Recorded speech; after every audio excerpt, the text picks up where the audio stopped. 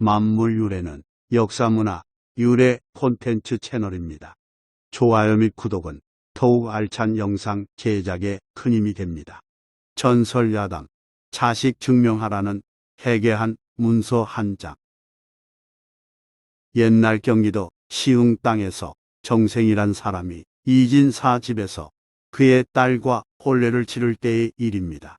이제 막 초례를 마치고 신방을 차리려 할 즈음 신랑 집에서 사람이 찾아와서 부친이 돌아가셨다는 급보를 전했습니다.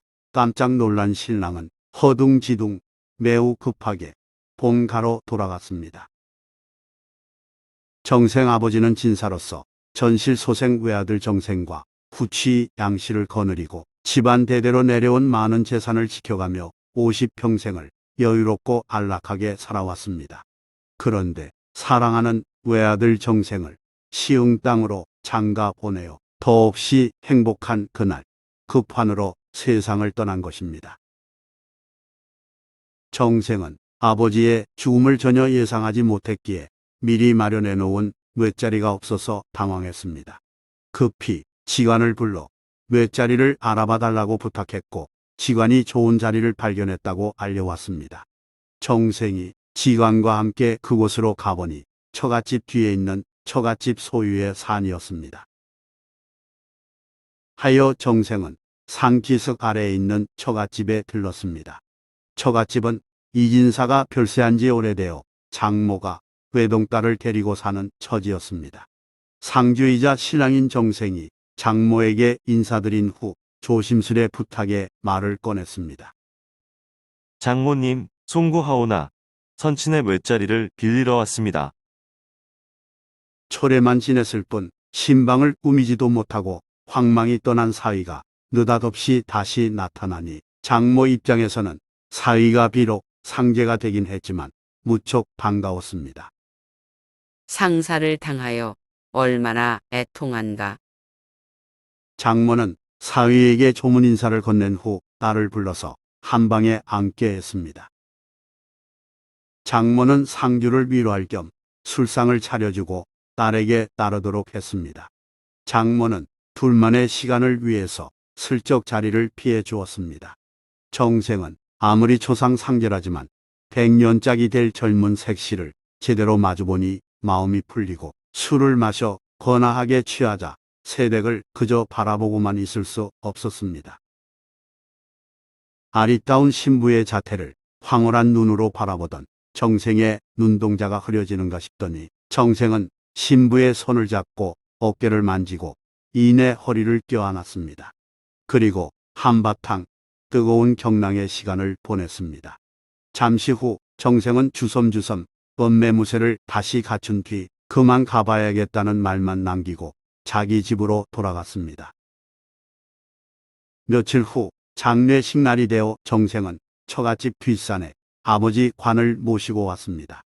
그런데 신부가 그 자리에 나타나서는 정생의 옷깃을 당기면서 다음과 같이 말했습니다. 당신이 제 몸을 그대로 두지 않았다는 사실을 문서에 적어 주시오.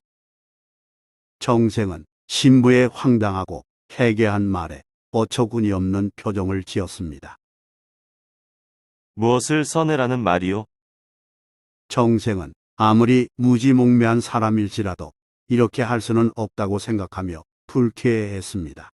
장례에 참석한 많은 사람들도 비슷한 눈길로 신부를 바라봤습니다. 그런 상황에서도 신부는 부끄러운 기색 없이 당당하게 구체적으로 자신이 원하는 내용을 말했습니다. 당신이 친선일로 처갓집에 왔다가 대낮에 새댁과 상면했는데 그때 새댁과 정을 통하고 달아났었다는 말을 써내란 말이오. 정생은 얼굴이 확 달아오르는 부끄러움에 어찌할 바 몰라 했습니다. 사람들이 쑥덕거리자 정생은 망신살이 뻗쳤다며 뭔가 할 말을 찾았습니다. 그때 신부가 이어 말했습니다. 까닭은 후일에 두고 보면 알 터이고 이렇게 해야만 될 깊은 이유가 있으니 어서 써주시오. 가만히 있다가는 더욱 곤란해질 것 같기에 정생은 체념하고 신부가 말한 내용을 그대로 적어주었습니다. 정생은 수치심을 가득하는 채 장례를 치르고 서둘러 집으로 돌아갔습니다. 신부 집에서는 상가의 애통이 가시기를 기다린 후 신행기를 차릴 예정이었습니다. 신행길은 혼인한 후 신부가 처음으로 시집에 들어가는 길을 이루는 말입니다. 그러나 어인일인지 정생은 아버지 장례를 치르고 집으로 돌아간 지 불과 7일 만에 이름 모를 질병으로 죽었습니다. 신랑 집에서 그런 소식을 알려오자 신부는 이런 병고를 예상한 듯 침통한 표정을 지으면서 슬퍼했습니다. 어쨌든 신부 측에서는 정생의 장례가 끝난 후 정시댁으로 들어가겠다는 정가를 보냈습니다. 그렇지만 시댁에서는 혼례를 지내다가 중지된 채 홀로 된 더구나 장례식 날 일로 보아 미친 새댁을 데려갈 수 없다며 거절했습니다. 시댁에 갈 수 없게 된 신부는 자기 집에 머물면서 남편의 명복을 빌었습니다. 그러다 이듬해 봄에 유복자를 낳았습니다. 신부는 신랑과 잠자리를 가진 날 자신의 생리를 따져본 결과 임신 가능성이 높음을 알았습니다. 그렇다면 신랑의 목숨이 위태롭다는 것은 어찌 알았을까요? 신부가 보기에 신랑은 중정이 깊지 못한 사람이었습니다. 상주의 몸으로 대낮에 욕정을 참지 못하고 성관계를 한다는 것은 중정이 허한 것이었으니까요. 또한 이런 행위는 부정탈일이기에 며칠 전 급사한 아버지의 여화가 미치지 않을까 염려했고 어쩌면 신랑이 며칠 지나지 않아 죽을지 모른다고 생각했습니다. 거기까지 예견한 신부는 장차 태어날 아이의 미래를 위해서 남편의 자식임을 증명할 문서를 받아 부어야겠다고 결심한 것입니다. 자신 역시 부끄럽기는 마찬가지였지만 남들이 미친 여자로 보든 말든 아이의 아버지가 누구인지 밝히는 일이 무척 중요했으니까요. 이런 성견지명은 훗날 아이 인생에 크게 작용했습니다. 그 후 1년이 흐른 뒤 신부 이 씨가 아들을 낳았다고 알린 직후 시댁의 후처인 양 씨가 그 집 살림꾼 홍서방과 눈이 맞아 많은 재산을 챙겨서 어디론가 사라졌습니다. 소식을 전해들은 이 씨는 충격을 받았지만 달리 취할 조치가 없기에 정 씨의 유일한 혈통인 아들 정유복을 키우는 데만 집중했습니다. 정유복은 엄마의 보살핌 덕분에 무럭무럭 잘 자랐습니다. 이 씨는 정유복의 나이 5살이 되자 아침이면 자신이 서당으로 가서 그날 배울 것을 받아 낮에 일한 후 저녁에 집에서 아들에게 직접 글을 가르쳤습니다. 이 씨가 아들을 잠시도 떼어놓지 않은 데에는 나름의 이유가 있었습니다. 그러는 한편으로 이 씨는 박물장수들이 동네에 들어와서 잘 곳을 찾을 때 모두 자기 집으로 보내달라고 하여 공손히 밥을 대접하고 이런저런 이야기를 나누었습니다. 이렇게 한 것은 시댁 계모 양 씨의 행방을 탐지하는 동시에 양 씨의 흉악한 부탁을 받고 유복이를 해치려는 사람을 미리 알아내기 위함이었습니다. 세월이 흘러 7년쯤 더 지났습니다. 어느 날 박물장수 이야기 속에서 마침내 놀라운 소식을 들었습니다. 충청도 예산 땅에 홍부자와 양씨 부인이 사는데 천석군 부자이면서도 더 부자가 되겠다고 소작인들에게 인심을 잃었고 양씨 부인은 교만한 데다 나그네에게 밥 한 끼 주지 않는 노랑이라는 내용이었습니다.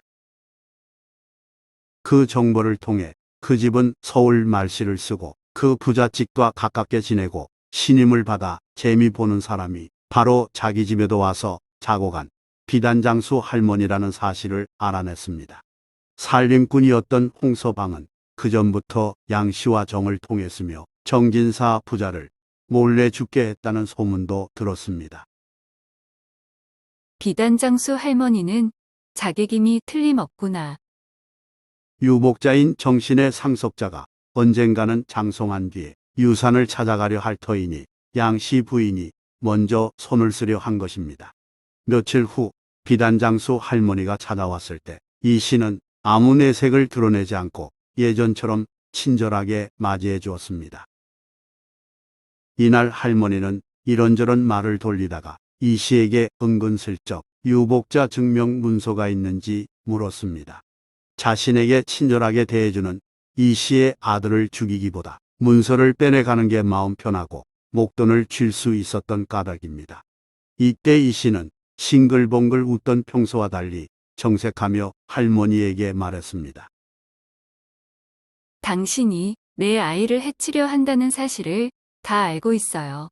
정유복은 정진사댁의 유일한 혈손이라는 사실을 당신도 알고 있을 텐데 양심이 있다면 저를 도와주세요. 이 씨는 할머니를 설득했고 할머니는 여러 해 쌓인 친분과 아이에 대한 연민으로 인해 그렇게 하겠다고 약속했습니다. 내가 증인이 되어주리다.